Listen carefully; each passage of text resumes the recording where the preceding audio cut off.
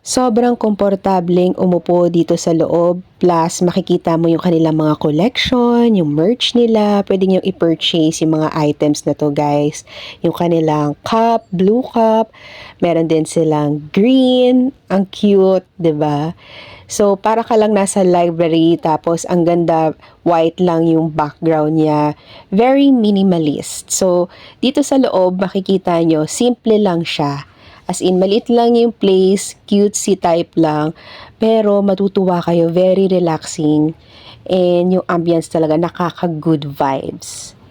Ipapakita ko sa inyo yung kanilang menus. Meron silang mga ice cream, pizza, ramen, takoyaki, french fries.